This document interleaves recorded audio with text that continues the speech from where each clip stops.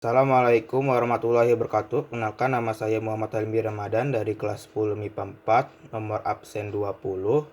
Saya di sini akan menjelaskan materi 4, yaitu tentang mabza. Yang pertama, penjelasan tentang mabza. Mabza adalah suatu pola perilaku di mana seorang menggunakan obat-obatan golongan narkotika, psikotropika, dan zat adiktif yang tidak sesuai fungsinya. Penyerahan nafsa umumnya terjadi karena adanya rasa ingin tahu yang tinggi, yang kemudian menjadi kebiasaan. Selain itu, penyalahgunaan nafsa pada diri seorang juga bisa dipicu oleh masalah dalam hidupnya atau berteman dengan pecandu nafsa. Yang kedua yaitu dampak atau bahaya buruk penyalahgunaan nafsa. Yang pertama yaitu ada narkoba.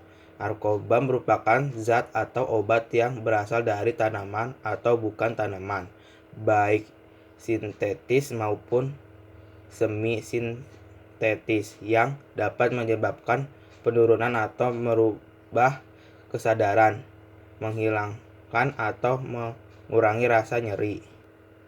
Yang kedua yaitu ada psikotropika. Psikotropika merupakan zat atau obat baik alami maupun sintetis, bukan narkotika. Psikotropika berkhasiat psikotropia melalui pengaruh selektif pada susunan saraf pusat. Yang ketiga yaitu zat psikoaktif lain.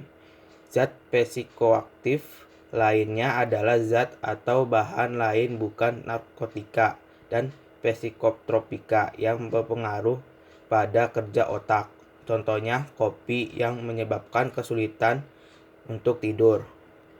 Yang ketiga yaitu cara mencegahnya. Yang ketiga yaitu cara-cara pencegahan dan penanggulangan bahaya penyalahgunaan nafsa. Yang pertama yaitu preventif atau pencegahan. Pembina dan pengawasan dalam keluarga merupakan salah satu cara penanggulangan penyalahgunaan narkoba dan psikotropika.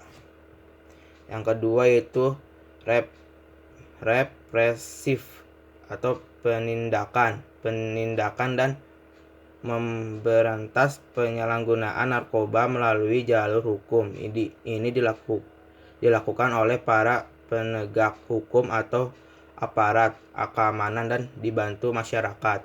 Yang ketiga yaitu kuratif atau pengobatan. Penyembuhan dilakukan agar para korban sembuh secara medis dan rehabilitas. Di Indonesia sudah banyak didirikan tempat-tempat penyembuhan dan rehabilitas pecandu narkoba, contohnya pesantren. Yang keempat yaitu rehabilitas atau pemulihan. Rehabilitas berupaya menyantuni dan memperlakukan secara wajah para korban nafsa agar dapat kembali ke masyarakat dalam keadaan sehat jasmani dan rohani. Yang keempat yaitu faktor-faktor yang mempengaruhi penyalahgunaan nafsa. Penyalahgunaan narkoba dan psikotropika biasanya dimulai pada masa remaja. Tidak sedikit remaja yang murung, pemalu dan pendiam terjerumus ke dalam penyalahgunaan narkoba dan psikotropika. Faktor-faktor penyebab penyalahgunaan narkoba yaitu pertama yaitu faktor individu, kedua yaitu faktor lingkungan. Faktor lingkungan itu ada faktor keluarga, faktor lingkungan sekolah, faktor lingkungan teman sebaya, faktor lingkungan masyarakat sosial, dan faktor narkoba dan psikotropika.